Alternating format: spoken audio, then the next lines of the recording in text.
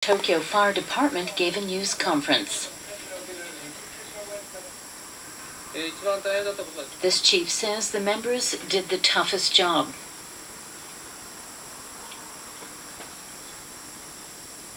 He talked of the mission with tears in his eyes.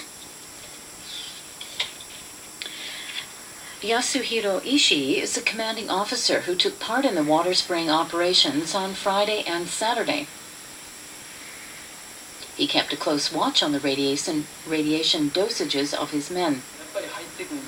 Ishii says radiation cannot be seen or smelt, and exposure does not produce any painful sensations. He says he was determined to protect all the firefighters from a high level of exposure.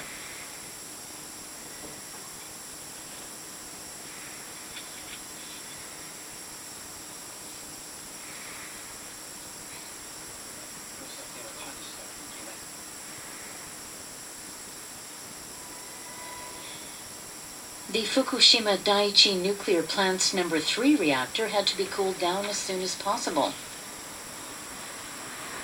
Upon a request from the government's task force, Tokyo Fire Department dispatched 139 members from its special rescue force and 30 firefighting vehicles.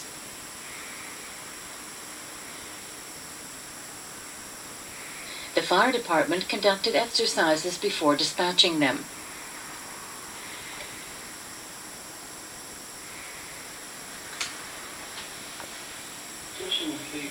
Ishii explained the scenario.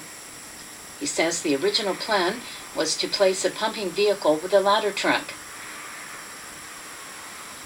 He says they conducted a simulation in Tokyo.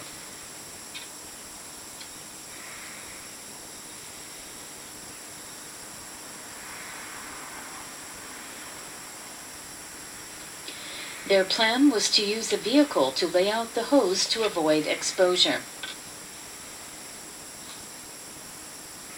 However, they were faced with mounds of rubble in the compound.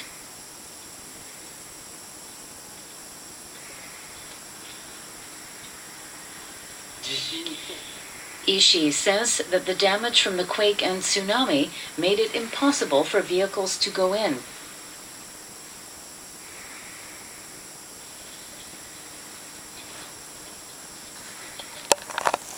He says that vehicles could not pass through here, so they could not roll out the hose using vehicles. And there were tanks of hazardous material blocking the road. And also this area, there were many things that had been knocked over by the earthquake strewn around, so it was very difficult for vehicles to pass. It was impossible. The firefighters had to change the plan. Ishii explained that they used a vehicle to lay out the hose as much as possible, and they had to do the rest manually. He said they laid out a hose that weighs about 100 kilograms for about 400 meters.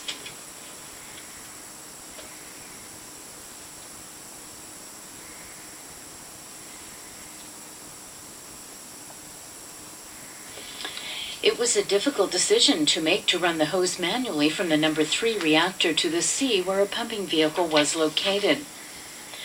Going out of a vehicle means risking a higher level of exposure. Ishii says that doing the job manually requires time, and he calculated the exposure dose from the time needed for the operation and the amount of radiation. He says this was a level they could manage, and they decided to go ahead.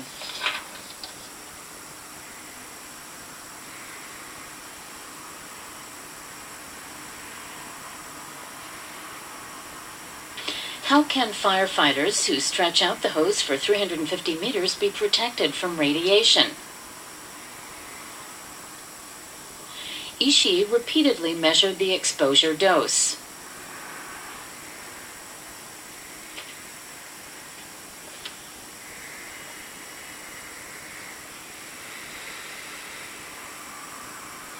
This notebook shows the exposure dose values that Ishii recorded.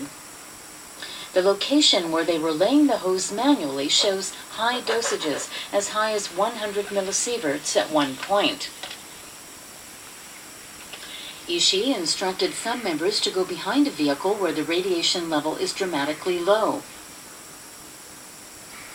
Yet Ishii himself always stayed at the forefront of the operation where radiation levels were high. Ishii says that his dosimeter reading could be the guide for the other members. He says as long as he was there as the reference point, members did not have to look at their own dosimeter every time.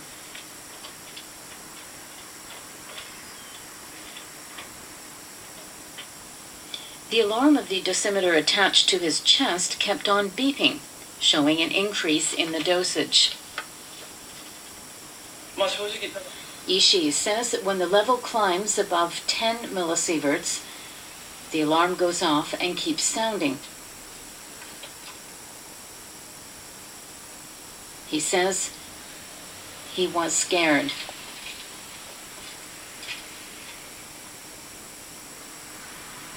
The dosing operation was conducted over 2 days. Most members' exposure dosages were below 10 millisieverts.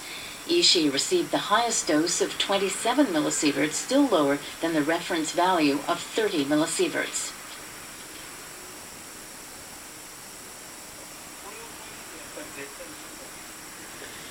Ishii says that if the dosage exceeds the reference value, it will pose a risk to health. He says the knowledge made him worried, and when he thought of the firefighters and their families, he was very concerned. He says he's glad that the operation has been completed.